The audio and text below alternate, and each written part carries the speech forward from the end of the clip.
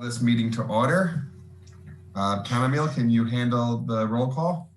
Yes, sir. Commission Chair Ari Novi. Here. Commission Vice Chair Christian Adams. Present. Inge Bisconner. Here. June Hansberger. Present. Carol Wolf. Here. John Eldon. Here. Last but not least, Commissioner James Wong. Here. The records show that we have all 7 commissioners present this evening. Thank you, Chamomile. I'll lead us in the Pledge of Allegiance. I pledge allegiance to the flag of the United States of America and to the republic for which it stands, one nation, under God, indivisible, with liberty and justice for all. Okay, do we have any to the agenda? No changes to the agenda tonight. Do we have any oral communications? We do have one. We have Ian McDonald with us tonight, and he's going to say a few words to the commission. I've allowed him to speak, and he can unmute and introduce himself. He will have 3 minutes. I do have a time here on my phone. He'll hear a little bell if he goes over, and at the chair's discretion to let him continue, or if I have to remute. Mr. McDonald, are you able to unmute? Yes, ma'am. I'm here. Wonderful. I hope you all can hear me. Thank you. Please state your name for the record, and you have 3 minutes. Of course. Well, my name is Brian McDonald. I'm founder, CEO of Importe. We're the zero waste takeout program going up in North County right now. And by the way, I won't take all 3 minutes. I just kind of wanted to introduce you guys to our program and how it works. Basically, what we're doing is in response to a lot of the extra waste that's happened with COVID at restaurants. We have a zero waste takeout program where people essentially purchase a container through us, and then they can exchange it at any of our participating restaurants and kind of just perpetuate the zero waste program. And we make sure that we're in full compliance with, health code and everything like that. And yeah, so I just kind of want to make the committee here aware of it. I'd love to work with you guys more in the future. I work closely with Del Mar, City of Del Mar, and Del Mar Village Association. They've posted a couple articles about us as well, but would love to get involved. Looking forward to hear what you all have to say tonight, and thank you for your time. Mr. McDonald, I for one, I think we all agree that waste and packaging is a big issue, and we're thrilled that people are bringing great ideas to that. Appreciate that. Thanks, Ari. Ari? Just don't call me late for dinner. Fair enough. Okay. We can move on to our presentations. Yes, could I introduce our first speaker, invite the first Chair one? Novi? Yes. So I'm so pleased to have Julie Morisseau as our speaker tonight. I first met her when she came to our Eco-Sustainability Peeps lunch, and she's proven to be a real dynamo for environmental issues. Having moved here from France, I think for the surfing, she and her husband, I'm not sure, but since then she's really been quite a powerhouse in environmental issues. And that's why she's going to be talking to us about green building materials. So take it away, Julie. Let you hear me correctly. Hello? We can hear you. Hi, okay. Thanks. Yeah, if you want to share your screen, you can share your screen as well.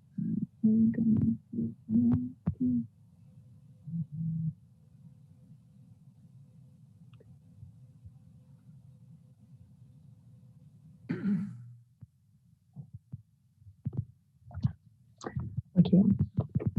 So, good evening, Commissioner and attendees. So first of all, I would like to thank you for the opportunity to present in front of the Commission tonight.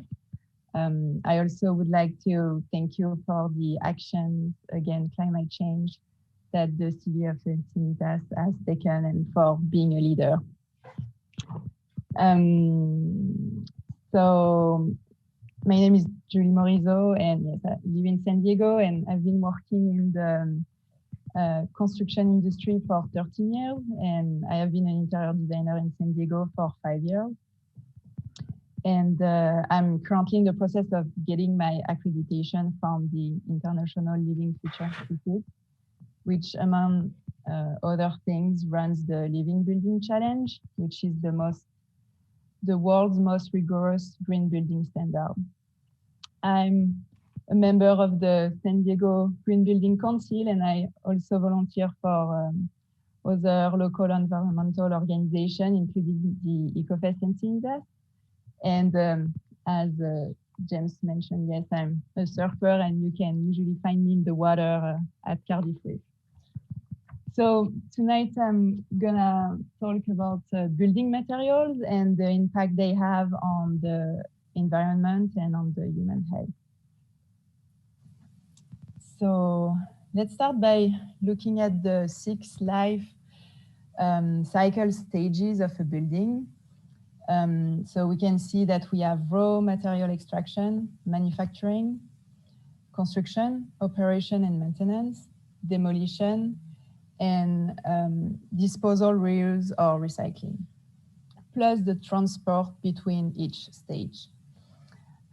So I think it's way more than what will usually come in mind when we think about the stages of the building. So the life cycle stages of the building are all intensively involved in the use of natural resources, energy and water, and also greenhouse gas, pollution and pollutant. It's what we call embodied and operating energy or carbon. The life cycle assessment, or LCA, is emerging as one of the most functional building and design tools for assessing those impacts. So if you look at the graph, you will notice that the green building has the biggest embodied energy. The reason is that it includes additional numbers from systems like high performance insulation, glazing, and photovoltaics. But over it becomes less than the baseline building in red. So in 2019, the building in the US used 39% of the country energy and were responsible for 40% of the country global annual carbon emission. So I just would like to remind that carbon dioxide is a greenhouse gas responsible for global warming and climate change. So buildings are the problem besides other, of course, and it could be also a part of the solution. So let's look at the materials and their impact. So the graph you see shows the level of the embodied energy for material used in an average Australian house. Sorry, I couldn't find a graph for the US. So I would like to talk about concrete because I feel like it's, we rarely hear about it, about this material. And even though emissions per ton are not relatively high, its weight and the prevalence usually make concrete biggest source of embodied carbon. So concrete is made of sand, which is sourced from mines located in inland or on the coastline, or it can be sourced from riverbeds, lakes, or from the sea. In the US, there is still one coastline mine open, and it's located in Marina, California. So the sand extraction causes catastrophic damages. The most dramatic impact of ocean sand mining is in Indonesia, where sand miners have erased at least 24 islands since 2005. And I remember watching a documentary about this issue about maybe eight years ago, and where we're seeing the population that had to migrate because of the beaches that was disappearing, and so their houses.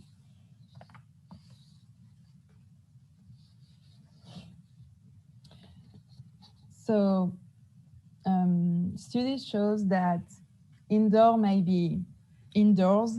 be 2 to 5 times more polluted than outdoors. and we spend 90% of our life indoors and even more this past year. So the indoor air quality deterioration is due to emission of VOC. And the VOC can be found in paint, adhesives, flooring, composite wood products, ceiling, walls, insulation, and furniture. Short-term exposure cause symptoms like eyes, nose, throat irritations, headaches, vomiting. Long-term exposure cause symptoms like increased risk of cancer, liver damage, and central nervous system damage. I also would like to talk about synthetic turf. That is quite a big issue, and I know that there are several organizations fighting against that. So it's made of synthetic fibers and scrap tires that are known to cause serious health effects. It won't be recycled. I believe there is only one place where it can be recycled, but like not a lot of synthetic turf is sent to be recycled. And the pieces of plastic pollute soils and water. And yet, according to the Synthetic Turf Council, there are 1,200 to 1,500 new sport field installations each year.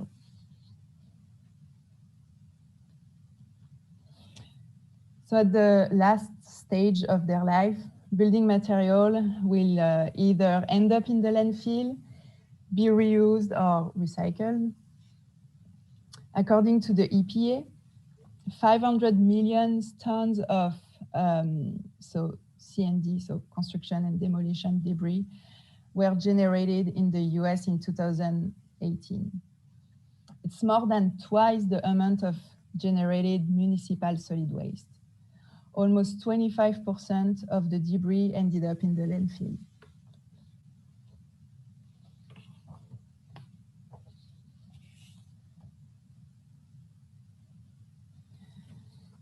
So the world population is expected to increase by 2 billion persons in the next 30 years and could peak at nearly 11 billion by the end of the century.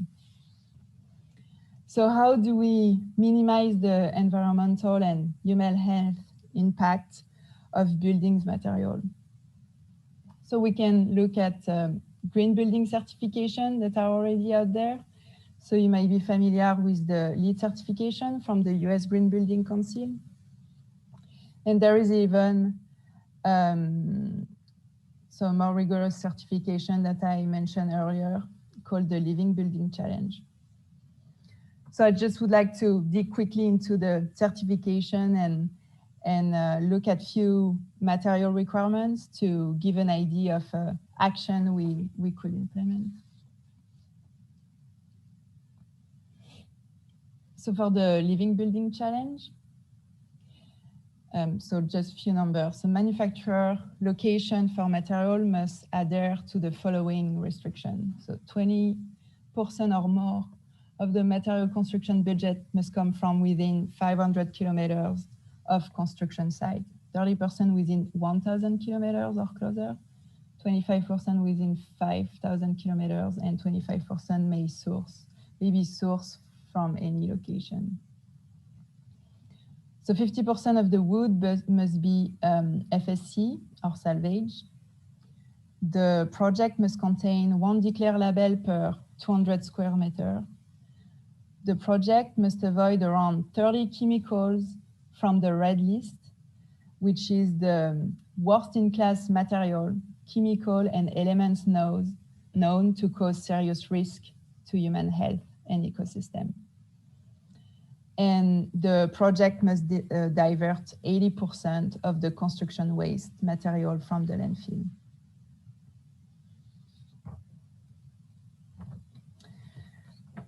So besides materials, I I think we can also look at different ways to build and also additional actions like, so we can look at straw bale houses or hearth bag houses. We can look at like obviously other natural materials like natural plaster. We can think about like solar and passive house, low-tech house, like it's totally possible to not use AC here in California if you have like good insulation and good windows. So I wrote like few bullet points. Like I think we could also like expand the building lifespan, which is nowadays of 60 years against 120 years for the conventional building, for the previous building we were building.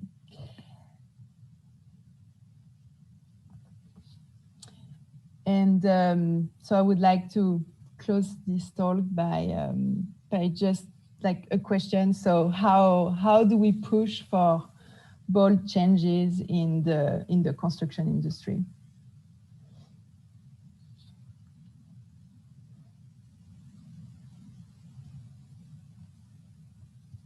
And I'm waiting for your answers. So was that your talk, Julie? Sorry? Oh, sorry. Are you finished with your talk so far? I'm finished, yeah. Thanks very much for your talk. As a real illustrative. It actually comes at a quite timely time. Sorry for that.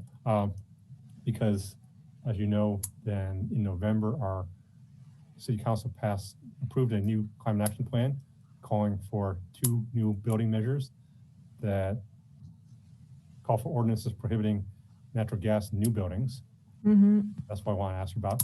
And also later on in this meeting, then our climate action plan administrator, Crystal O'Hara, will be asking for a commissioner for the Green Building Ordinance Stakeholder Committee. So it's sort of complementary to that. So the one question I want to ask you about was, as far as green building, the ordinance which asks just no natural gas in new buildings. Now I understand that natural gas in new buildings, especially gas stoves, are quite bad for human health in that they don't emit, but they create nitrous oxide, NOx gases, which are kind of poisonous, and formaldehyde and whatnot. So do you know what the Green Building Council says about building electrification? No, not on the top of my head. Because when you think that they should be for building electrification, given that first of all it's green to not have gas, but it's also, as you pointed out, indoor air quality. We spend a lot of time indoors. Natural gas indoors is rather detrimental to our health. Mm-hmm. I will check on that. Okay, otherwise, that's my only question. Thanks for a great talk. I want to give other commissioners a chance to ask questions as well. But thank you.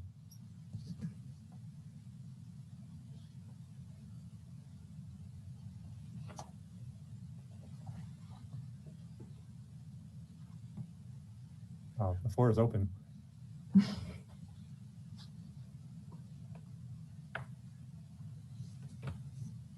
I guess I'll ask Julie. Thank you for speaking. Where do you think the individual municipalities and cities can be most active in this area? So I mean, LEED obviously is a voluntary program that people pursue as a certification. It's not code, although over time I would say there's some stuff that's come out of the what's it now? It's the Green Business Certification Institute. Formerly the Green Building Council, has been adopted as code in some places. So I'm just kind of curious as to where you think the rubber might hit the road for municipal and city governments. Well, I know that there are some tax credit that you can get, but it's at the federal level. Or like if you do insulation or change your doors and windows or install solar panel. I know that SDG&E was also giving some rebate, but about, yeah, the city, like rebate on material you're gonna use or ordinances or educate the general public.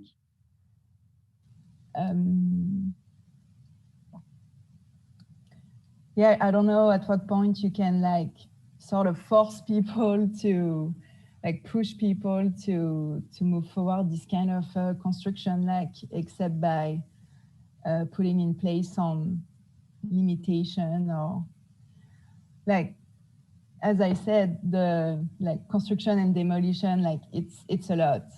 And but like, is the city allowed to kind of like put a threshold on what you're doing in your house, or I don't know.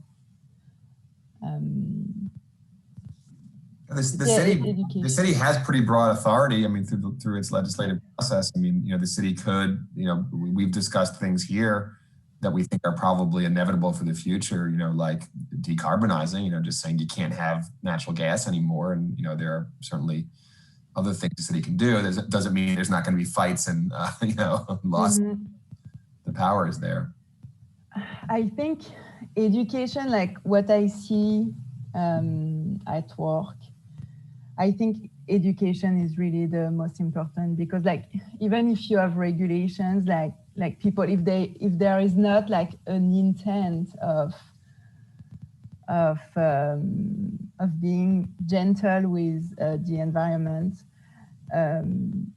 like people they don't really mind. And but yeah, education is certainly like one of the big key to change. Thank you for answering that. I'll leave it there in case anyone else has questions. I have a question. Chair Novi, I have a question. Please. So thank you for your presentation, Julie. I really enjoyed a number of your graphics. They were very good and educational.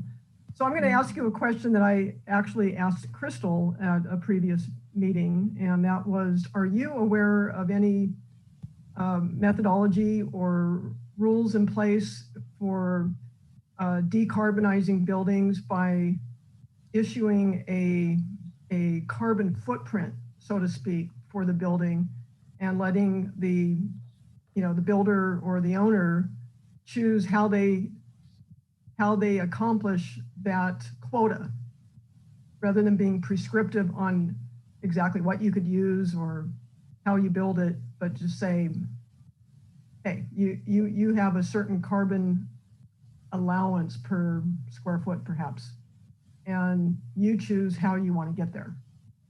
Mm-hmm. So it's a question I've had, and I wondered if anybody's doing that.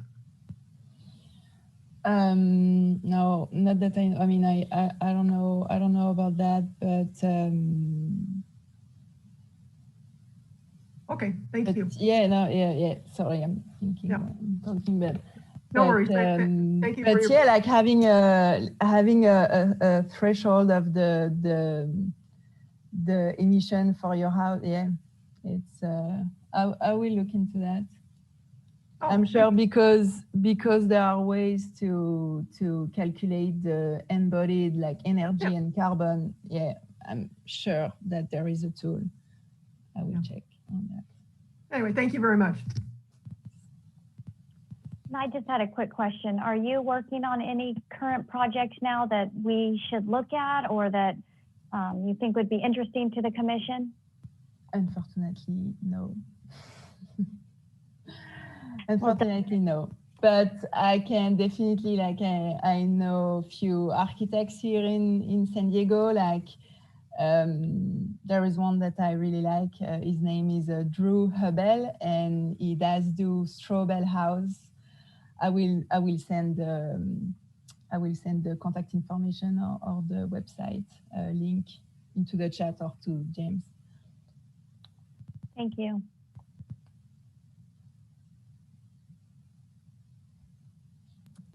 Okay, any other questions, comments? Well, thank you so much, Julie. It's really wonderful to have you speak to the group, and I know I learned a lot, and this is all really important stuff. Great. Thanks so much, Julie. Great. I'm glad if you learn a lot.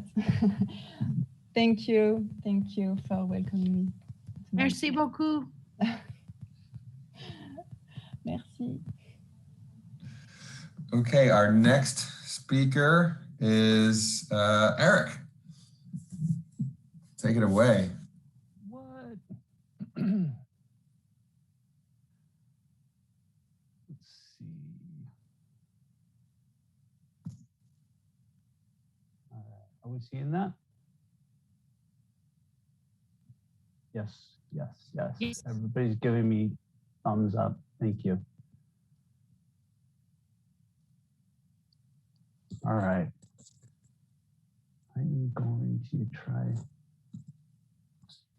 Let me start this from the beginning. That's probably the best place to start. All right. So it's been a long time coming. Thank you all for having me here tonight. I appreciate the time, and I know there's been a lot of requests to kind of hear an update about the City of Encinitas Clean Water Program, and I am happy to say that I am heavily involved in that program. I have been involved since, gosh, 2007. I've been in the stormwater game since way earlier than that. So these programs have been evolving in San Diego County for quite a long time. I think the current municipal stormwater permit that we're under right now is the 5th permit term that I've been a part of. And each of those is 5, sometimes it goes up to 7 years. So it's a pretty good long run. And I'm going to give you a little overview of how we do things. So before I kind of get into the nuts and bolts of the program, I'll give you a backstop. So the reality is there are mandates and regulations behind these programs. Just for kind of reference, every city in the county actually has a stormwater program, or we refer to ours as the Clean Water Program. As the regulatory authority is the San Diego Regional Water Quality Control Board, or the State Water Resources Control Board, and they essentially issue, as defined by the Federal Clean Water Act, a local permit or a San Diego Municipal Stormwater Permit. So that permit really defines all the set of obligations that the city has to comply. But essentially, so that ensures our compliance side.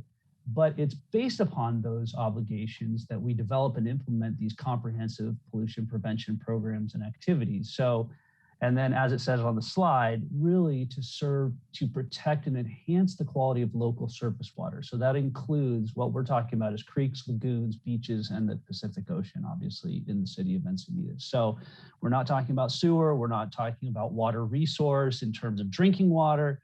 Obviously they relate. But really what we're focusing on are the surface waters. So what do we do? Essentially, this is the list, kind of I'll call it stale list of what we do, the to-dos. One of the big things we do have some monitoring obligations. We have water quality development standards and oversight. So that's essentially for new and significant redevelopment in the city. And I'll get into details on all this stuff. We have commercial, municipal construction, we have oversight. So we have ordinances that we regulate and we enforce to ensure that these things are all happening. We have a resident response program. We have a clean water hotline. So if you ever call our clean water hotline, which I'll give you the number, Chamomile is likely going to be the person to answer that. So you'll have a voice you recognize on the other end of that line.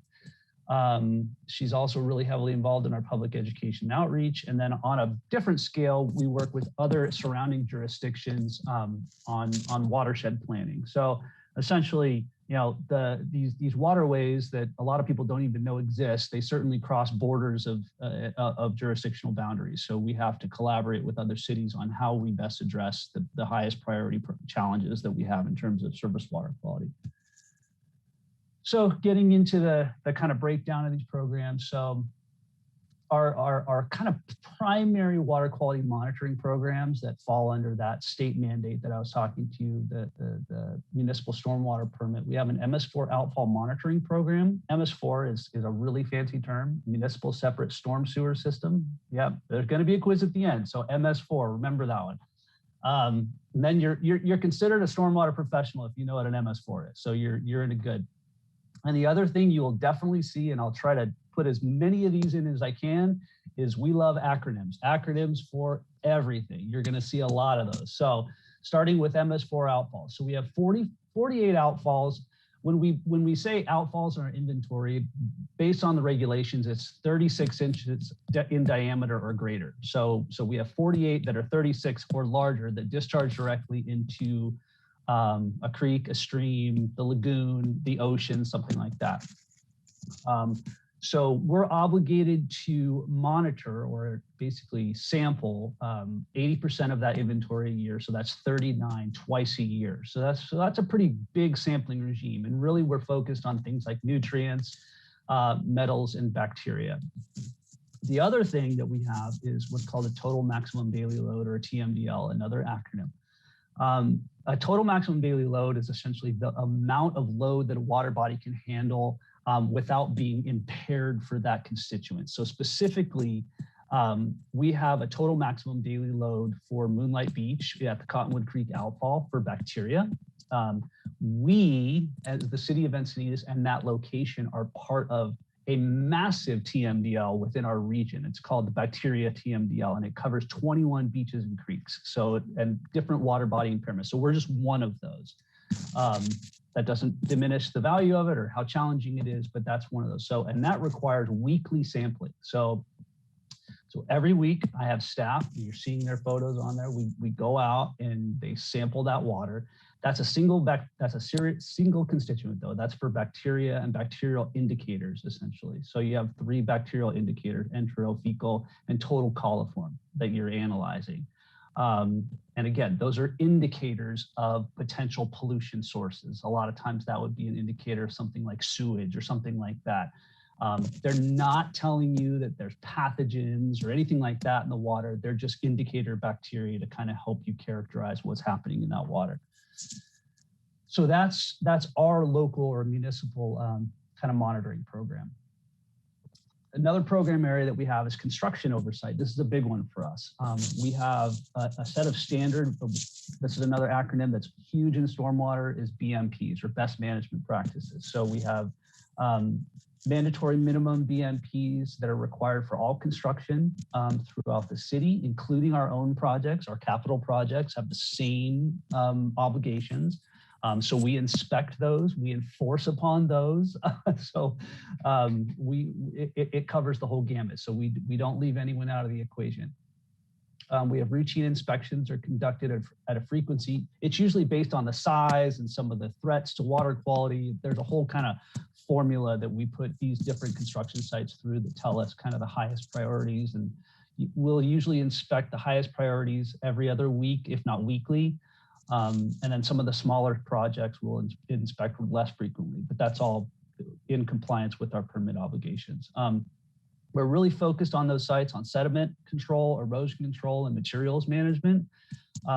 So if you're looking by the numbers, and I have these kind of by the numbers in each of these sections, in 1920, and all this is really fresh data because we just finished an annual report that captures all of this.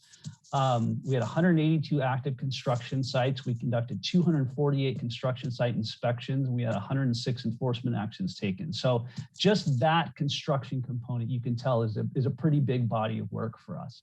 I'll backtrack a little bit just to let you know. So I oversee the program. I'm the program manager. It's one of the programs that I oversee, but I have 4 dedicated staff that I have to this program. 3 environmental specialists, and Camille, which is our program coordinator or support administrator. So on the construction side, so we have that cadre of individuals going out there and inspecting those facilities. What you're seeing here in the photos are just kind of some do's and don'ts. On the top one, you could see the muddy discharge coming off the construction site at that top photo. I'm actually pointing to my screen, so I think you guys are seeing the same thing. There's also the concrete washout area, which you see that's got a bunch of kind of nasty water coming out of it. That's not really well managed in that site. But then you're seeing some of the good things. You see that if you ever go by these big graded areas and it's nothing but dirt and it looks like it's been painted green, that's essentially a soil binder that they're putting on there to prevent it from eroding away. And that's something our program would obligate or require them to do. And then similarly at the bottom, what you're seeing that orange fencing. A lot of times you'll see orange fencing or black fencing. That's called silt fence. And that's usually used as a perimeter control or at the base of a slope to really keep sediment on the site. So that's the construction program. In addition to that, we have a commercial inspection and enforcement program. So we have, again, mandatory minimum best management practices for those facilities. We have routine annual inspections where we're required to inspect 25% of our inventory on a kind of a 5-year rolling cycle. We're really focused in those inspections on outdoor storage, outdoor areas, outdoor cleanup activities, those types of things. By the numbers, just to give you a perspective on how big that program area is, we have 429 commercial facilities in our inventory. Just last year, we conducted 192 commercial inspections, 47 follow-up, and 6 formal enforcement actions. So again, a pretty big body of work, but it's really effective. You'll see some of these photos. We're looking at these outdoor areas. You look at dumpsters. You look at the cleaning practices in the back. A lot of times you can find evidence, like you'll see on the photo, kind of in the middle to the right, of obviously some cleanup using water in the back. Obviously creating some level of discharge. You can see some sheen in the water, and I can tell you firsthand it didn't smell very good. So we know that we're dealing with kind of an inappropriate set of practices back there. So we have the ability to enforce. We like to, especially with our commercial community, really emphasize education. Maybe they don't know how they were supposed to be doing it or a better way to do it. So that's kind of the way we approach those things. And then this is probably an area that most people don't necessarily recognize or see around them, but it's everywhere. So we have these water quality design standards, or basically BMPs, again, to use an acronym, that are established and defined. They're codified, so they're mandatory, they're required, they're applied to all significant and new and significant redevelopment projects. And then after they're constructed and built, we have an annual inspection or a self-verification. That includes residential locations as well. So essentially what that is you'll see some good examples. And I know Crystal is in the background, but actually what you're seeing at the upper left there is parking lot B, which is right across the street from City Hall. What you're seeing there is essentially a bioretention area. So at the kind of upper end of the photo is where the drainage comes into that facility. Ideally, you have as much water go into the ground, and then you get some, and then if you do have any level of runoff, you'll get some level of treatment to that. So really what the focus of this program area is on the quantity and the quality of water that's ultimately discharged off of a site in its final condition. In the middle photo, you'll see that's one that's under construction. So that's essentially a basin that's being constructed and built. That's one of our staff that's kind of taking a look at that facility as it's going in. And then on the bottom left, that's actually a condition to provide. You can only provide so much impervious or area on a site. So this parking area is actually, that's impervious area. Those are parking pods, and instead of being paved and creating additional runoff and runoff volume, the water's allowed to go into the ground. So that's really what you're trying to accomplish there. Again, by the numbers, we're looking at 158 priority development projects in our inventory. In any given year, we're looking at 450 or more, because on a lot of these projects, there's multiple what we call BMPs or facilities or structures. So again, a pretty big body of work. Some of that is self-verification. So folks that have these facilities on their home, or maybe there's an HOA, or maybe it's a shopping center. They'll self-verify that these facilities are still there, that they're still functioning. Because a lot of times you build something like this, you go away, and I'll give you a perfect example. It turns into a patio, and that's not what the intention was. The intention was to have an area that water could drain into and ideally percolate in the ground or receive some level of treatment. We do have a residential response and enforcement program. So here it is, Clean Water Hotline. This is a direct connect to Chamomile at 760-633-2787. That's our Clean Water Hotline. We get reports essentially of non-stormwater discharge. If water's flowing and there's no rain out there, that could be considered a non-stormwater discharge, especially if you don't know where it's coming from, or if there's large volumes of it, or if it's discolored, or it smells, or there's a lot of examples. Over irrigation runoff is something that is quote unquote illegal under our ordinance. So if you're over irrigating and there's runoff going down the street and discharging into the storm drain, technically that's not legal. So we do respond to a lot of those reports. And then we have all kinds of other potential violations. I'm just giving you some examples, everything from litter in the streets. This is all in the right of way. You can see some staining in the curb. You see some what looks like brake fluid or transmission fluid in the street, and then obviously sediment. So if we're dealing with sediment on construction sites, we got to deal with it in small quantities too. So if there's a big stockpile, it's not managed properly, or if it's tracking all over the street, sometimes we get calls on that.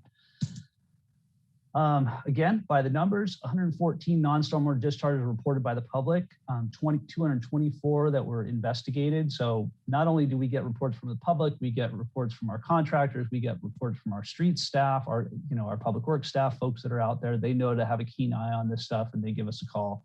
But it resulted in 100 non-stormwater discharges eliminated just in 2019 and 2020, which is important. And I'll give a little bit of a plug on stormwater programs. It's kind of a funny thing, because like when it's raining, this goes back. I mean, I go back in stormwater programs a long, long time, and everyone, when it was raining, it was like, hey, aren't you supposed to be busy today? Aren't you supposed to be out there, running around? And the reality is, the irony of a stormwater program is we're actually a dry weather program. What our most important work is during dry weather, to keep that system clean, to keep those materials and those pollutants out of our system, because once it rains, there's nothing we can do about it, unfortunately. And that's what we're trying to keep out of the system before it becomes a problem, before it discharges during a rain event. So that's a little bit of the irony that we have to that we contend with as stormwater managers. So of course we have our outreach and education. So we have cleanup events that we're supporting, interpretive signage. If you go down to Cottonwood Creek, you'll see a series of 7 signs, all starting from the 101 lookout, going all the way down to the beach, that kind of walk you through some different details there, including this particular one describes the city's ultraviolet treatment facility that exists along Cottonwood Creek. That's really effective, basically almost 99% effective at removing those bacteria indicators that we were talking about, or the bacteria that causes those. We have educational programs. There's a really active stormwater pollution prevention intern program at a lot of our local schools that we're a big part of. We have giveaways. Obviously, this last year, in terms of events and stuff, has had a little bit of a challenge with COVID. But we continue to plug away and put our good messages out there. So, and again, one of the big education outreach outlets that we have is, you saw all those phone calls and inspections that we do. So we're constantly educating on what the right thing to do and the better way to do things is. So I guess you could call that a nutshell. That might have been a lot, because I really love talking stormwater. So I hope that wasn't too much for everybody, but to report stormwater pollution prevention, please go to the Clean Water Hotline, 760-633-2787. It's always going to plug that. And then we have a website as well, or an email address that you can send things to, cleanwater@encinitasca.gov. So I am hoping that you have some questions, because I'm here to answer them. Thank you so much, Eric. Sure. Go ahead, Inge. Oh, thank you. Thank you, Eric. That was worth the wait. Oh, good. Well, I hope so. I know that I asked for that a long time ago. That's a big compliment. Thank you. Yeah, no, you guys do an incredible amount of work. That was very educational. So I'm just wondering, okay, so in my own neighborhood, there's some runoff that goes into the ocean, down at the beach and at pipes. And is that under your purview? Is that that is something that runs year round and it's not stormwater runoff? So is that something that you can do anything about? So that's one question. Another question is, you said on the last slide that you eliminate, some of these calls that you go on with stormwater or with a non-stormwater discharge that you eliminated. How do you eliminate that? That is sometimes it's very easy. Sometimes it's very complicated. Sometimes you literally just walk up the street and you find a sprinkler that's, that's been running over. Yeah. But there's other times where, especially I was talking about that MS4 outfall program. So if we go to one of those outfalls and it's the middle of August and it's just flowing water, that water's coming from somewhere. It's not coming from the rain, and so we have a whole kind of protocol where we do upstream investigations to help identify where that water may be coming from. Okay. And it could be anything from a broken pipe upstream to it could be the over irrigation. It could be there's a lot of different sources. And so we have a whole protocol in place for that. And so it's basically our upstream investigation protocol. And then in terms of the water you're talking about at pipes, there's a lot of that I don't mean this in a bad way, that we kind of chase around, because groundwater is a real source. It's a real source of runoff. There is a lot of water that's flowing under the ground. Okay. That infiltrates into these pipes and basically has to go somewhere. And especially where we have the bluffs and the cliffs, I mean, water flows downhill, right? So in terms of our watershed and how it manages, that water is flowing towards those bluffs and ultimately daylight somewhere. Now, so basically that's natural. It's natural runoff. It's not really necessarily correct. Something that we could manage. It's something that probably happened perhaps before the area was developed. Is that possible? Or as it was developed, it's created a condition where, water finds a way. That's the saying, right? I mean, and it will find a way into those locations and so we're not so concerned about that because we don't feel like it's really polluting the ocean at that point? Right. If it had a smell, if it was off colored, if it was, if it was something like that. And believe me, over the years, I don't know off the top of my head, I would suspect that we've done some level of sampling or some evaluation of that water just to make sure it's not like some upstream source that's creating that. Yeah. So that's kind of where we sit with that. Okay, thank you. You're welcome.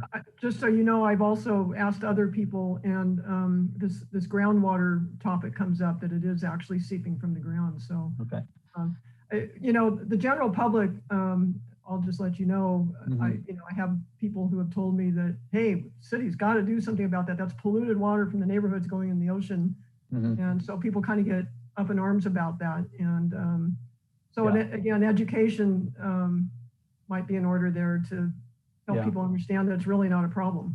Yeah. Okay. Yeah. Thank you. From a pollution standpoint, for sure. Yeah. Right. It could be a nuisance and create a slip out, whatever, but it could be a nuisance, or it could be collected to be used for another. That's right. There's a water. Yeah. There's a use issue. Wasted water, but all right. Thank you very much for putting that together. Yeah. I have a question, if that's okay, Commissioner. Sure. So two things. I just wanted to say to Inge, I'm actually a geologist and I was a hydrologist. So one of the things before I was a teacher is just as the water goes into the earth, a lot of times it does purify itself before it's coming out. So you can also share that with your neighbors, that a lot of times just percolating through the soil is a really good cleaner. So hopefully that will put their mind at rest a little bit. And then I just had a quick question for Eric. I would love to see some of this data and actually use it with students, especially in the times when we can't go do anything, but just to have data to manipulate. Do you guys have it stored somewhere on the website, like the bacteria counts from Moonlight or all the different data points you're collecting? I'd be interested to see it and use it with my students if possible. Sure. I mean, I think you got a pretty good resource. So, I mean, you can hit me up for it. We absolutely have it. We have to report on it on an annual basis. There is and you know what, Camille's probably laughing on the other side of this because she reminded me that I should probably put their website up, but there is the County of San Diego. So we do a weekly total maximum daily load sampling at Moonlight, but the County of San Diego Department of Environmental Health, they also do weekly sampling out there, but they do it for a different reason. They're the Department of Environmental Health. So they're assessing it for potential human health impacts, right? So go in the water, don't go in the water, that kind of a thing. And so they have a pretty robust set of data as well. And they have a really well-developed website. I'm gonna have to have Camille remind me what that website is, but that is sdbeachinfo.com. It is the San Diego County-wide beach and bay water quality information site. And it's really fun and interactive. It's very colorful and helpful. And you can check water quality throughout the county at all beaches and bays on that website. That's sdbeachinfo.com. And you can pull full data sets from there. And so it's a good resource for you specifically for that. Thank you. I think I got that. Okay, perfect. Eric, this is Commissioner Wolf, and I have one question just out of curiosity. Is there a particular area in Encinitas where you have more infractions than other areas? And if so, why is that? Wow, that is a hard-hitting question. If I was to really stand back and look at, because we have enforcement in a variety of areas, right? We have commercial, industrial, we have construction. Some of the really intense commercial areas, like along the El Camino Real corridor, we do focus a lot of our efforts actually on what we call the 2nd Street drainage basin, which is essentially along the 101 corridor, all the restaurants along there. So if I had to pick kind of two areas that are a little probably more hotspot or a little more problematic, that's probably it. But that may just be the intensity of the uses there, the intensity of the commercial facilities. I'd say in general, probably the heaviest enforcement that we engage in is usually related to construction activity. So that, and that's all over the city. You'd be, I think most people would be shocked at there's literally construction all over the place. Some small, some large. But I mean, I think I had a number up there. It's over 150 active construction sites in any given year, which is a lot for what we generally call a built out city. So there's a lot of activity in that space.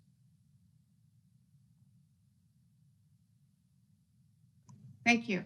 You're welcome. Eric, it's amazing to hear from somebody with so much passion about water quality. Hey, I can nerd out on it all day. Don't believe me. So I think the question that I've gotten the most just when people hear that I'm on the Environmental Commission, is just how do we know that water coming, especially out of Cottonwood Creek, down by Moonlight Beach is safe? And are there conditions under which it might not be safe? So it sounds like I've learned here that water is sampled once a week, both and separately by the city and by the county. Mm-hmm. At least the county data is relatively easily available through the state clearinghouse.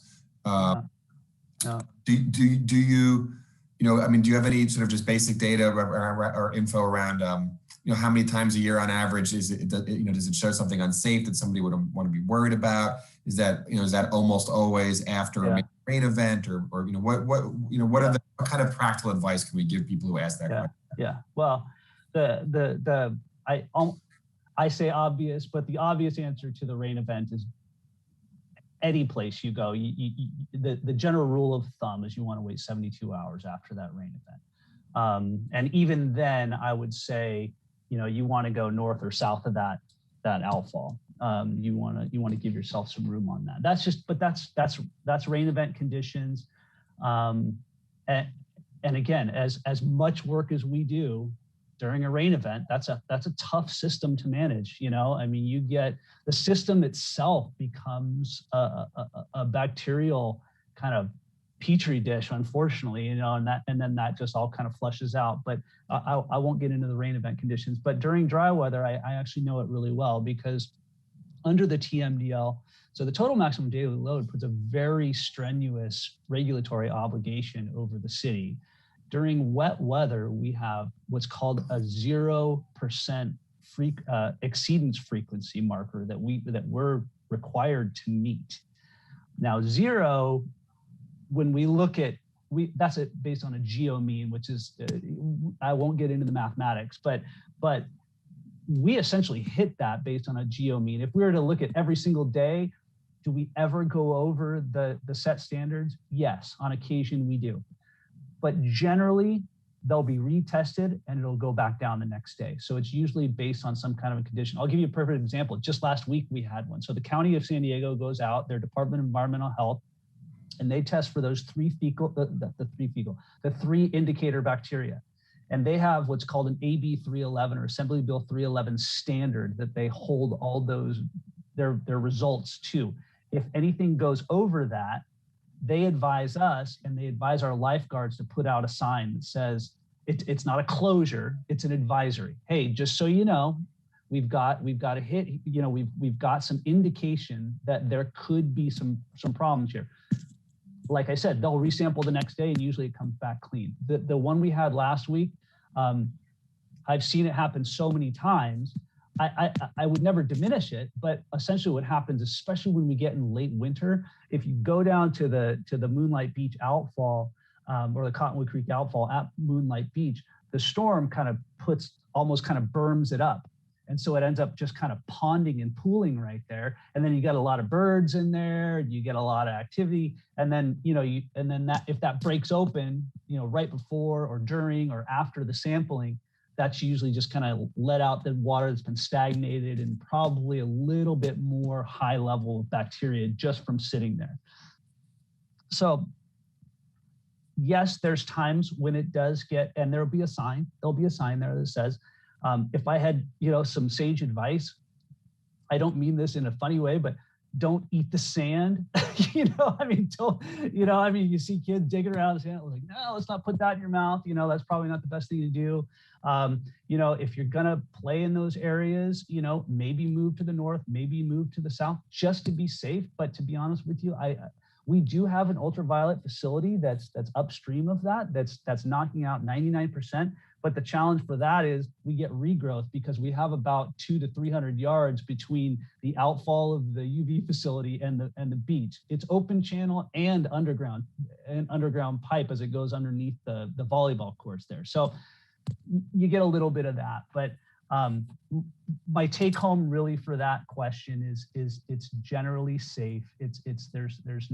We don't, especially during dry weather periods, we do not have a lot of those days where we're like, oh, and even when it's over, it's not like we're like, oh, what happened, And if it continues to happen, then we start doing, if it happens once, twice, 3 times, we're looking upstream, we're looking at sewer pipes, we're looking at all the infrastructure in the area just to make sure there's not some catastrophic failure or something that's creating that condition.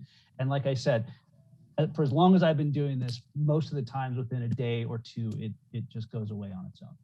And is there a standard whereby, if it was so bad that you actually closed the area? It would be closed, absolutely. Yeah, the Department of Environmental Health would they wouldn't just say put up a sign to warn to advise people. They'd say no, it's got to be closed. And just to go historically, this even predates me. Before the UV facility, there were closure days. There was a number of closure days, and actually that UV facility has completely eliminated that. In the time that I've been working in this program, we've never had a closure. And is that facility operated by the city or the water district? It's owned by us. We actually have just an agreement with Encina wastewater folks. They actually, because it's co-located with a sewer pump station on that site, so they're out there pretty frequently anyway, and they're just really good at that kind of stuff. So they monitor it and they manage it for us too. Great. Well, thank you for all that information. That's really helpful. Sure, I hope it's helpful. Anybody else have questions? All right, should we put the plug in the stormwater? Yeah, let's get rid of it. I can't resist the pun. I just too easy. Thank you, Eric, so much. I think the city does a great job. I think our citizens can really feel confident, and I think most importantly, we can ask these kinds of questions in a public forum, and people can really get the answers. And clearly, the level of expertise that you and the staff have, I think, give a lot of confidence certainly to me, and I suspect to others, and to the public. So thank you so much for that. You're welcome. Okay, we'll now entertain a motion to approve the meeting minutes from January. Second. I'll make the motion. Christian, you're seconding it? Yeah. Okay, good. All in favor? Aye. Aye. Any opposed? Great. So now we'll move on to our informational item to review the presentation schedule. Yeah.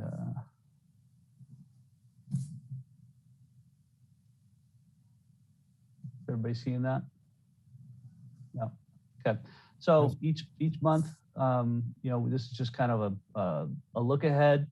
I am going to take this moment to recognize that tonight is Commissioner Wong's last meeting, so he won't be filling up our presentation agenda as robustly. So it's a challenge to those left behind to bring in some speakers and presenters. I think that obviously we've had a ton of those. Julie tonight was amazing. So thank you for that. Thank you for being there and being a presenter to this group. And it looks like we have a few laid out ahead of us. But there's definitely some topics to cover and some individuals. So if anybody has anybody, just let me know. I'm the conduit, or Cam Mill's the conduit to get those scheduled. So just let us know. I see nuclear fusion and fission on there. Is that Commissioner Eldon's area of expertise? It is. Yeah, we'd love to have him back.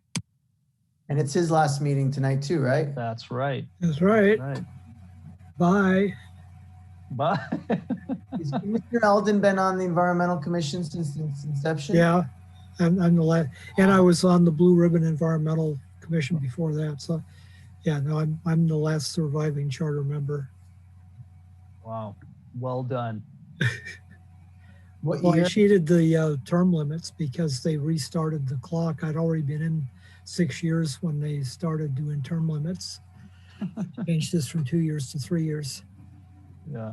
That's how I got 12 years, even though there's a 6-year limit. So the commission started in 2008? Roughly, it's been it's like 11 or 12 years or something. Yeah. Awesome. All right. Well, we won't say our goodbyes under this item. So Eric, how do we get to is one of the commissioners? I mean, I would love to hear Commissioner Eldon come back and speak on that. Or I can try to get you a guest on that too. Either, my son David is in nuclear fusion. His PhD advisor, George Tynan, is a professor at UCSD. He gave a really good talk 2 nights ago to Keep Cool for Grandkids, which is one of our little environmental groups, talking about energy and global warming, energy sources and global warming, and why solar and batteries and wind can't do the whole job, and why we need to supplement with something, whether it's nuclear or whatever. And he runs the Deep Decarbonization Institute at UCSD. So I'll send you guys some links on that. I've just joined that myself. So we'll see what that turns up. We're looking at other ways of decarbonizing besides just, the emission side, trying to do some sequestering and sinks in addition to that. All Right. right. And let me know when you, and I'm happy to speak on solar. Yep. At any time, Eric. Okay. Let me know. Okay. Sounds good. Yeah, speaking of the sequestering, they're doing some work in the lagoon to measure how much of a carbon sink that is. I think that would be a good speaker. I'll dig up a good contact for that. Yeah, that's really good. Water bodies and then soil. It's a lot of soil management. If you remember when Pete Buttigieg was running for president, he was mentioning that. Yeah. What they can do in the Midwest. That's one of our big things in Conserve America. We talk about ways of sequestering in the soil or soil management to try to improve it too. So yeah. Yeah, this whole concept of ecosystem services, you know, I think would be a good topic, and I can get a speaker for that. Yeah. Great. All right. We'll bring Commissioner Eldon out of retirement to talk about all right. Sounds good. Any other thoughts on this one? I have somebody who, there's the Samuel Lawrence Foundation that sort of monitors what's happening up at San Onofre. Right. And they were interested in potentially giving a talk if we were interested on what they see as the challenges with the remaining decommissioning of, what's happening up there. They had a meeting today. They had an online event. Yeah, I mean, the other problem with that one, you want to talk about concrete construction and demolition debris. Yeah, why not just leave the domes? I think it's stupid to tear them down myself. Anyway, it's just more C&D debris and everything. I'd be interested in that. Yeah. Okay, I'll work with Eric to schedule their director Bart, who's a toxicologist, who's interested in speaking. Yeah, that'd be a good one too. Okay, good. Any other comments on presentations?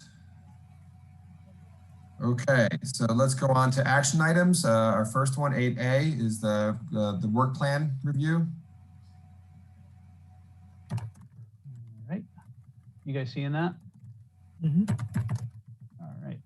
So once again, so this is our standing item each month to just sort of revisit the work plan and take a look at what's been accomplished in the last month and provide general updates. So on the policy side, so last month, actually Commissioner Wong introduced and requested input on proposed updates to the City of Encinitas Environmental Policy C025. Commissioner Bisconer and Novi volunteered to form a subcommittee in support of this effort. And as we know, there's an item on this later in the agenda tonight. On the Environmental Awards Program, Commissioner Bisconer announced the nomination period is closed and judges are reviewing the nominations and winners will be identified by the end of, is that right, January? Maybe I got that wrong. Yeah, and they have been identified. Oh, I haven't okay. shared that. Oh yeah, that was from last month. So yeah, I did get that. Okay. Yeah. Okay. And then on Ciclovia. So I actually took most of this from the city's website. So there's a virtual Ciclovia Encinitas, which kicked off on Sunday, January 17th with the launch of the first wave of social media content and a web page loaded with interaction media and materials and resources. So there's absolutely, I could provide it. It's easy to find on the city's website as well. There's a virtual Ciclovia page, which has a ton of information on it. And I was pleased to see that's moved forward and we'll be continuing this year. In terms of other updates, those are all the ones captured for this month. So any other, if there's any, just as a reminder, this is an action item. So we look to approve these updates. And if there's any additional updates to any of these, they can be part of an amended motion to capture that as well. So I'll turn it over to you. Does anybody have any updates?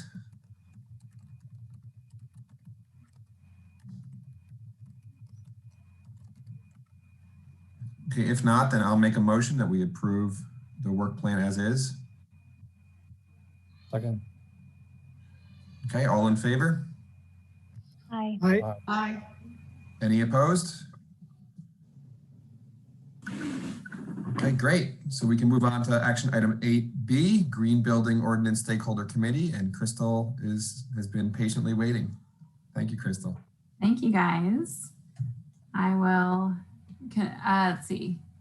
Do I have permission? Oh, here, I'll stop sharing here. Hold on. There you go. Thank you. Okay, let me just get my presentation up. Too many windows up. Ah, there we go. Okay. Can you see that? Or hold on, how do I do? There we go. Presentation mode. There we go. Well, thank you for having me here tonight. I picked a good night. I got to take a trip down memory lane. So thank you, Eric, for that. That was really nice to see some of my old stomping grounds in the stormwater, clean water department. So, but tonight I'm here to wrap up your meeting with a selection of a representative from the Environmental Commission on what we're calling the Green Building Stakeholder Committee. And what this committee is it's a committee that we're forming briefly to help support some of the recently adopted measures in our climate action plan that are related to building development. And so let me just advance my screen. There we go. Oops, too far. So just briefly, these are the measures that we need to adopt ordinances for to enact some various requirements for buildings that these measures, generally these measures were roughly outlined in the approved climate action plan that council adopted. And what we need to do now is basically form those measures into ordinances. So there are some decisions that we need to make based on kind of the way we want to go in terms of the details of the regulations. And so that's what we'll be requesting of the stakeholder group. So I'll go through the measures. It's building efficiency -1. That's what the BE stands for. Was adopt a residential energy efficiency ordinance. And the status, if you'll note on the side, since we did that recent kind of interim update of the climate action plan, some of these were already in the old climate action plan and we had been working on them. So in some cases you'll see draft prepared. So we have some sort of draft form that will have a kind of a starting place from, and then some of them are a complete revise and we'll be basically starting from scratch on that ordinance. So BE1, we've got a draft prepared. For BE2, that's the measure to require decarbonization of new residential buildings. And that one is a new update to the CAP. And then BE3 is adopt higher energy efficiency standards for commercial buildings. And that one we've got a draft prepared, which the stakeholder group will have a chance to review. And then BE4 is to require decarbonization of new commercial buildings. And again, this one's a new one, so we'll need to be developing that ordinance. And then the last one is RE, that's renewable energy. RE3 require commercial buildings to install solar PV systems. And again, that one is a draft has been prepared. So this is the public input process that we have mapped out for getting these ordinances developed. We wanted to not only have a stakeholder group, but also have some opportunities for the public, all of the public, to attend a couple of workshops to provide input as well. So we'll be starting off with a public workshop, and that at that meeting is when we will select the remainder of the representatives for the stakeholder group. So we'll have one environmental commissioner that's selected tonight, and then representatives for a few other categories. We'll do a representative who's a resident, a representative who represents businesses in the community.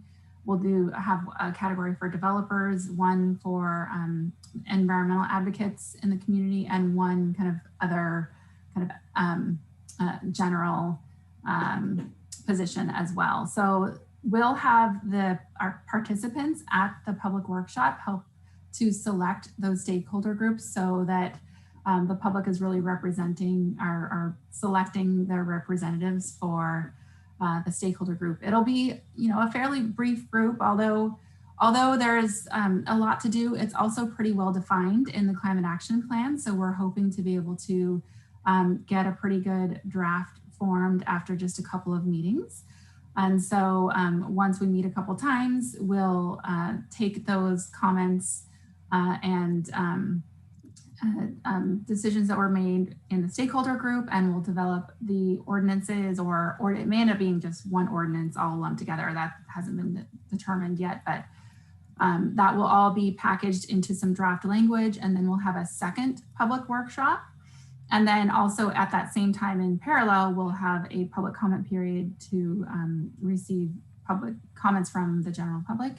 And then we'll review those comments, make any changes that are necessary, and then draft the final language that would go to first the Environmental Commission for hopefully a recommendation to take the final ordinance to council for adoption, and then go to council for the first and second readings of the ordinance or ordinances.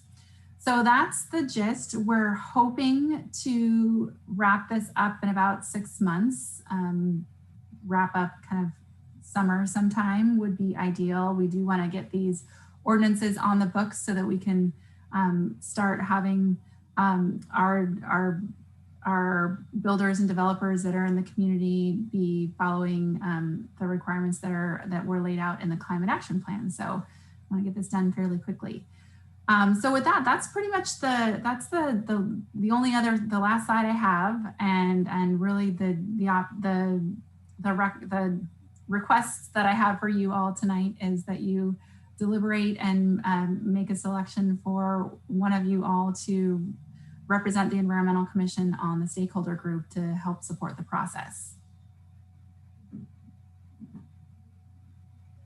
Is our speaker Julie allowed to represent? I wish. Well, she can certainly participate in the workshops, and if she'd like to be a participant on the stakeholder group, she's more than welcome to apply and put her hat in the ring there for to be on the stakeholder group as well. So yeah, she can, but of course she can't represent the Environmental Commission, unfortunately. Well, Julie, I think you chose a really good meeting to present at, because this is right up your alley, and I hope that you will be a part of the public process for this. Yes, for sure I will. Okay, so do we have anybody who's interested in volunteering for this role? Do they have to be someone who's going to stay on the commission past next month? I assume yes. Yeah, that would be one stipulation. I know I picked a bad meeting to attend, but I didn't want to hold up the process for another month. So it's those that are staying on are continuing their term. Do we have any volunteers? I would like to volunteer Christian. Christian, I think this would be right up your alley because of your solar background, and you're in the energy field. What's the time commitment, Crystal? It would be, so just in terms of, we're hoping to get this to council by June. So really the bulk of the work would be attendance of those two stakeholder meetings. So two-hour meetings sometime between probably March, and one in March probably, and one in April is kind of a rough estimate. And we would make sure we would accommodate the group schedules and everything. Yeah, I could swing that. Unless one of the other commissioners would like to do it. I can definitely do it. Anybody else interested? All right, if not, then I suppose I'll make a motion that Christian Adams will serve as, let's see if can I get this right, as serve on the Green Building Ordinance Stakeholder Committee. Second. Okay, all in favor? Aye. Aye. Aye.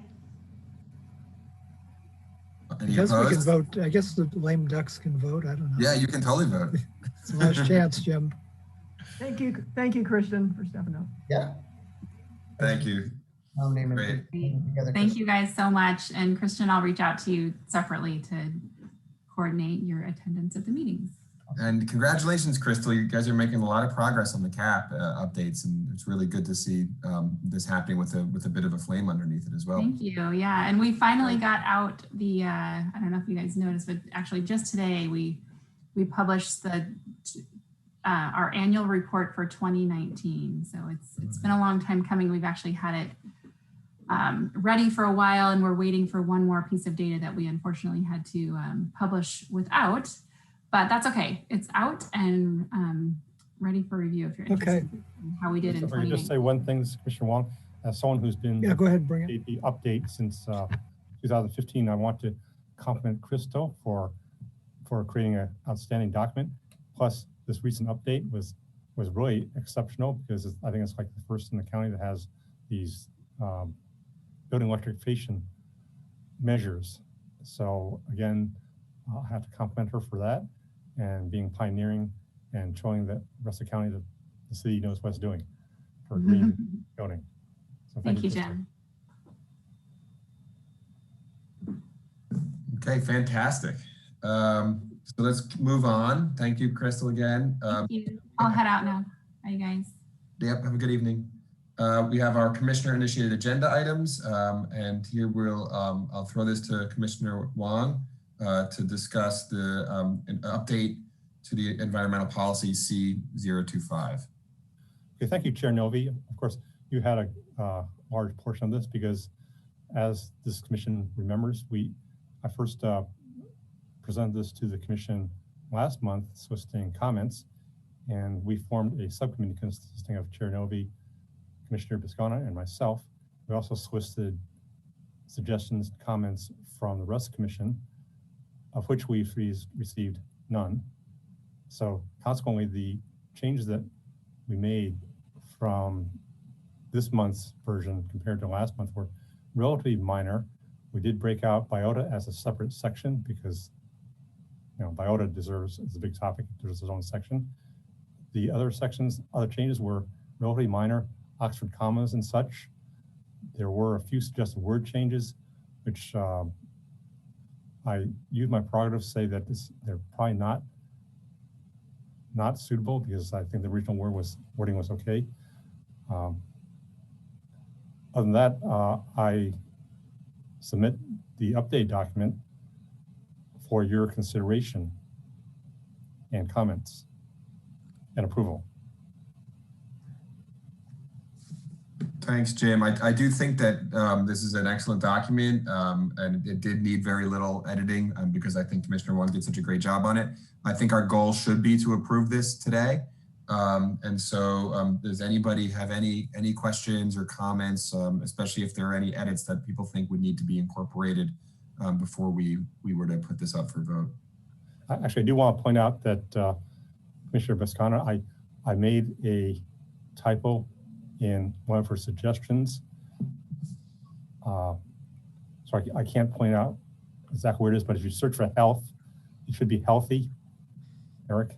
So it's in the section on water, the last sentence on water, I think it is. So that was my boo-boo. Yeah, no big deal. Thank you, Jim, for accepting that small offering of additional words for that sentence. I think it makes it a little stronger. Definitely.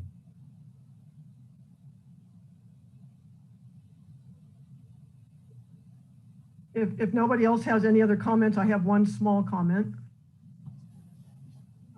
And Jim, as you know, I suggested changing a few words just to make them a little more user-friendly. You opted to keep them in, and I guess I would just be curious what the rest of the commission thinks about just these small words. And let me look up what they were. One of them was the word fealty under transportation.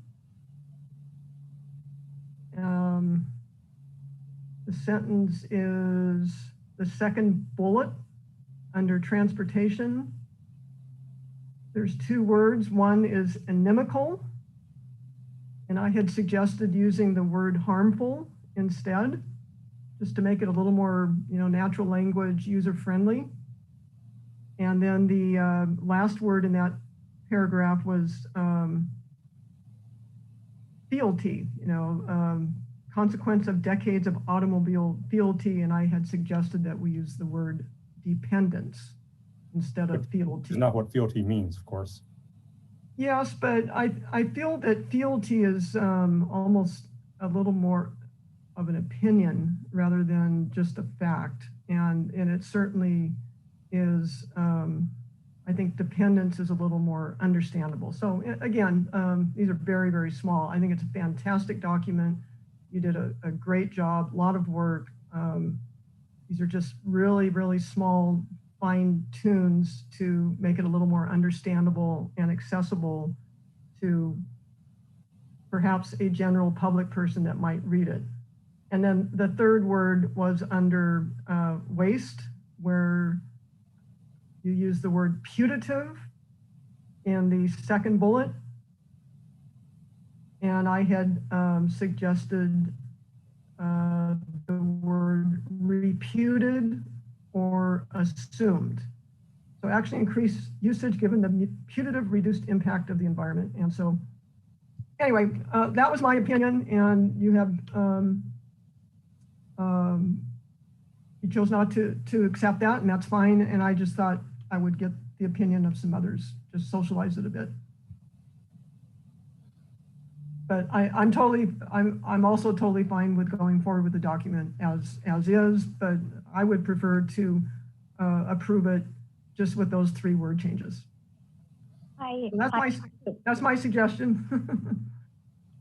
I was going to agree with you, Commissioner Bisconner, and because I had to get out my dictionary when I was reading it. So I feel like I might be, the most lay person on the committee, but I will tell you, there were quite a few words I had to look up, and I would appreciate it being more accessible to the community. So but other than that, I thought it was a fabulous document, but I would appreciate those word changes. All right, thank you. I tend to agree. I don't know, I like it the way it's written, but. Yeah, I want to point out this document does have an intelligent audience. It's city council policy, and it's for city council members. And these words are really high school level. I know because I left high school in 11th grade, and MIT does not have English classes I took, so they're 11th grade words. And if I were reading the document, I would want to use the most suitable words that there are instead of a dumbed down, simplified version. Because I think that I'd respect it more if it treated me with respect. So given that there are concise words to say what I want to say, I'd rather use those words rather than a simplified version. So I didn't know you were a high school dropout, Jim. I was. I did have to, I did write back after grad school and begged for a high school diploma, and they did finally award it. But he's talking to June. Again, I didn't get with you, June. I would have to get the dictionary out too, June. You're not alone, believe me. So, Jim, this is Commissioner Bisconner. I totally appreciate your point of view there, that you want to be accurate and have your exact meaning, conveyed here. But actually, for the first word change, the fealty, it's not just the meaning of the word that I have a really minor objection to. I think that fealty implies an opinion as opposed to just a fact. So anyway, there's that, and I just, I disagree. I think accessibility is more important than exact meaning in this context. It's not the sense I want to convey, though. Fealty implies kind of blind allegiance. And that's really what I want to convey. It's not dependence. And I disagree that we should be using that word in this sort of a public policy document because it implies almost a belief system. And this should be more neutral. Anyway, I don't want to belabor this. I just thought I would socialize it and get a couple of other opinions. My suggestion on this would be, since we have a document that, really, I think really the entirety of it with a couple of minor quibbles is acceptable, it seems, to most people. I think what I would suggest, maybe Commissioner Bisconner, if you want to, propose a motion to accept the document with the edits that you have proposed, and then we would vote on that. And if that passed, then that would become the version. And if that failed, then we would hold a vote on the version as is. Okay. All right. So I move that we accept this fantastic, exceptional document.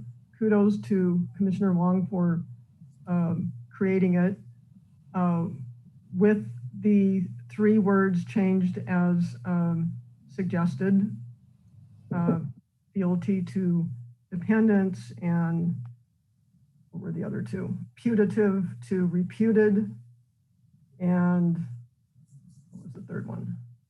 Health to healthy. And inimical to harmful. So again, the 3 words were to change inimical to harmful, fealty to dependence, and putative to assumed. I think that is the best of the 2. Okay, so we have a motion. Would anybody like to second? I second. Okay, all in favor? And I think this one might be a little close, so maybe we should just go by Chamomile, can you help us with this one and go by person? Absolutely. Commission Chair Ari Novi. I'm opposed. Okay. Commission Chair Adams.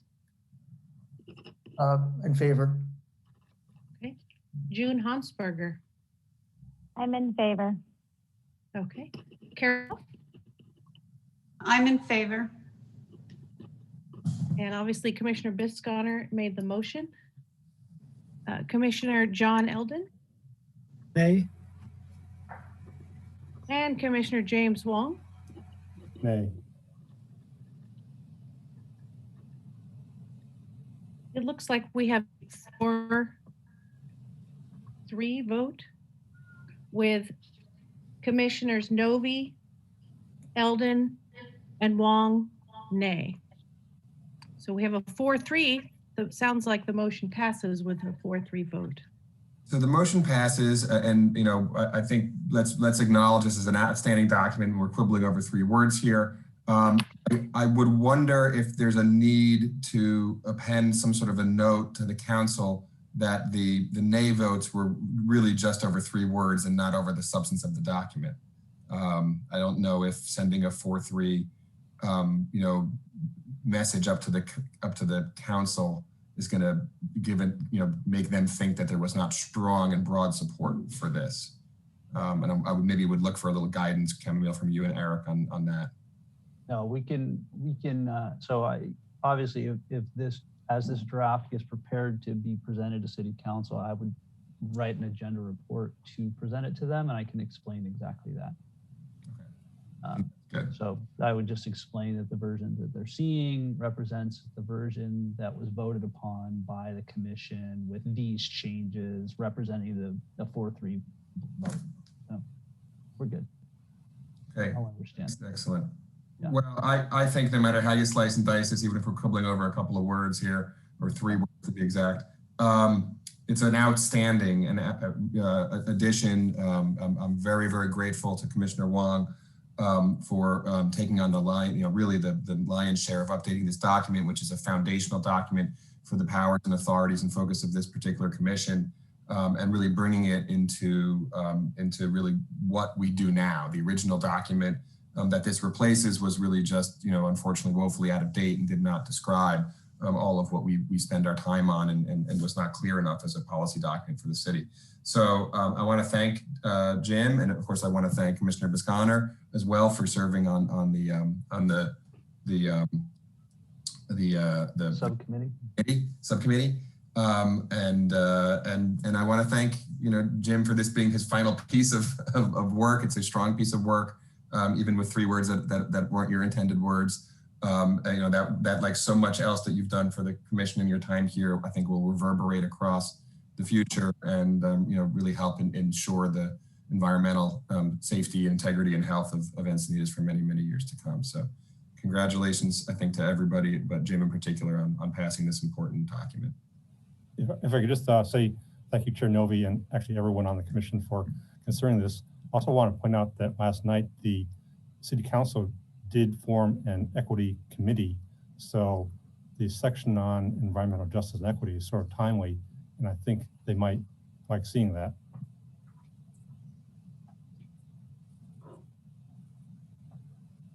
Awesome. Okay, so let's move on. It's getting late. Now is an opportunity for updates of items of interest. Any announcements that anybody has? This is Commissioner Wolf, and I just wanted to bring up at the last UFAC meeting, there was a discussion about the tree canopy goals for the city of Encinitas. And currently our tree canopy coverage, which includes both private and public areas, is 23%. And there was interest in the meeting to increasing that to 25%. And in order to do that, we'd have to increase our plantings to 300 trees a year in the public area. And in the climate action plan, it's currently set at 150 tree plantings per year. So Chris Kalstrand was going to contact Eric Steenbach and review this with him, and then discuss how to move forward with what we may end up approving in the UFAC.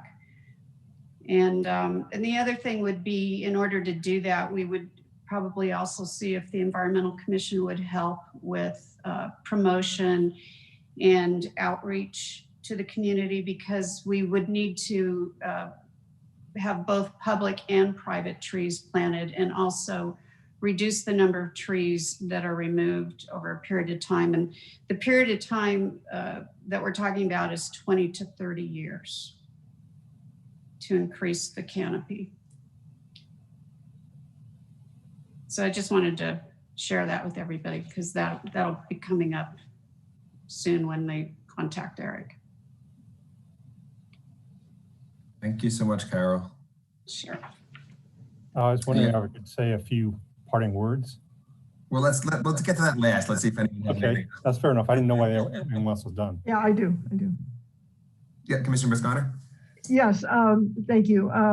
I had a follow-up question from the speaker at the last meeting, Judy Berlbein, who presented some information about an electric vehicle station that would fit into a parking lot. And I think we left it that that idea would be analyzed by city staff. And so my question is, do we have any feedback from the city? And I guess the question is for you, Eric. And the simple answer is not yet. I have forwarded on to some of our planning folks, and they have, I think it's a monthly meeting to kind of look over a variety of different projects and kind of articulate some of the pros and cons, constraints, opportunities, that kind of thing. And so I threw that concept into that process. So they should be meeting and providing some type of feedback here in the weeks ahead. So hopefully by next meeting, I will have some update on that. Okay, thank you. I'll ask again next meeting then. Thank you. For sure. Thank you. Okay, any other updates or announcements? Okay, then I guess we have reached the point where we can gush over our departing commissioners, John and Jim. And I think we'll let the two of you have the last word, but maybe before you both have the last word, I think give the rest of us an opportunity to thank you. You've both been just outstanding members of the commission. John, having you here, with your history and going back to the founding, has been really useful and amazing.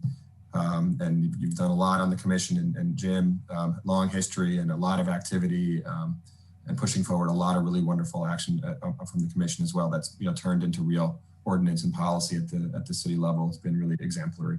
So I think those of us remaining and the 2 new people coming on board have some pretty big shoes to fill, and we're very, very grateful for what you've done. So before we let the 2 of you talk, any other commissioners like to say anything? Yeah, I'd like to, to both of you, I've learned a lot over the last, I don't know, it's 2 or 3 years, I guess, right? Is it 3-year terms? So I appreciate it. And before I came on the commission, I would have thoughts of like, oh, why do we have styrofoam? And then this ordinance was passed, and a lot of the CAP, how much work you've done with CAP, Jim, and it's just to kind of reiterate what Commissioner Novi said before, as far as these are lasting things that will, for generations to come, that'll affect Encinitas. And it's one of the things that I think has made Encinitas kind of one of the leaders in the county, state, and country when it comes to environmental policy. So thanks for leading the way and setting the groundwork for us to continue. Yes, this is Commissioner Bisconner. Ditto on all that. John, thank you. I mean, 12 years of service, that's incredible. Thank you for being a founder of this important organization that our city is very, very proud of. You kind of did double duty, so that is appreciated. And huge hats off to Jim. You have just been inspirational, the amount of work that you put in and the topics that you've tackled, and the documents that you've created have really created a foundation for our city in the climate action plan and plastics, and now the CO25 document. So thank you very much for your service. And I think your cat needs to be petted. Maggie. Or fed. You'll have more, your kitty will be maybe happy because he'll have more time to get petted. So thank you. This is Commissioner Wolf, and I want to say I'm going to miss working with Jim. I knew Jim before I joined the commission, and I miss the in-person vigorous and ardent discussions that we used to have, and we've only had them over Zoom since I joined the commission almost a year ago. And I know what a incredible advocate Jim is for the environment. So I'm looking forward to post-COVID discussions again. And thank you for everything you've done. And John, I have never known you non-Zoom. So I'm looking forward to maybe meeting you someday in actual person. Actual person? Oh yeah, I'm an actual person. Yeah. I'm a virtuous person or virtual person. Yeah. Yeah. And I'd just like to say thanks to both of you. I did not get to meet either of you except over Zoom, but it's been inspirational to watch you both this past year. So I appreciate it. Well, I'll suggest that when coronavirus allows, we can get the old gang back together and maybe all have an adult beverage somewhere together and have some vigorous and ardent conversation about something, and maybe also some shooting the breeze as well. So Jim and John, why don't you take the final words here? Okay, if I could go first, please, John, since you have longer tenure than I do. So first of all, I'm glad this is on Zoom, but you know how bad the color is on Zoom. So I'm not blushing from all your compliments. It's just the color on Zoom. However, I do thank you for that. I also thank you for supporting me, because I've written a few reports which you have all patiently reviewed, improved on, and approved, in spite of the last vote today. I've tried to set example, and I encourage everyone to be more active at creating initiatives when you see some possible environmental improvements, what I've done. So being on this commission, you're really endowed with a great opportunity to affect change, especially with our current council, who's really, I think, the most progressive that we've ever had, the city has ever had. So mere attendance at meetings doesn't really accomplish much. Of course, as volunteers, that's also required, but being on the commission, you have a great opportunity to improve the environment. And I assume that's why you're on the commission, is because you're passionate about the environment. And you take advantage of that, because you really do have a lot of power where you are. If you don't utilize, then you should let someone else write some reports and get something done. Face it, the council really is overburdened with so many little details that they can't really research a lot of these environmental issues. But I think they kind of depend on us, and they actually want us to do that. They prefer things coming from the grassroots. So that's really an important role that we as commissioners can do. And we have the power to do it, and we should take advantage of it. So I really want to thank all of you, though, for all your support and all the dedication and time that you've given to this. So thank you so much, every single one of you. Okay, well, it's been really good working with everybody. It's been a good experience being on this commission in general, and it lets me get back to my roots a little bit. You know, I teach electronics, computer science, electrical engineering, but my doctorate is in environmental science and engineering. I was doing data now, big data back when data was small. So working in the environmental field has been fun in that sense. Kind of get me back to that a little bit. And then just as Jim was saying, just the fact that we actually, there's so many commissions where people just have meetings and stuff gets put away and archived and nothing ever happens. And I feel as though we've actually had some impact. And Jim in particular has had some impact. And that's really neat. And that's something that you can be proud of being on this commission, is that you can really, and it's a ripe time again. It's like the 70s when we had a big environmental movement and that kind of died out. And now we're back with another wave of that, whether it's plastics, whether it's global warming, whether it's water pollution. There's so many different aspects here. And so I think it's just, so thank you for your service on it. I hope you find it rewarding, but I think we can really actually make a difference. And that's what I find most valuable about it.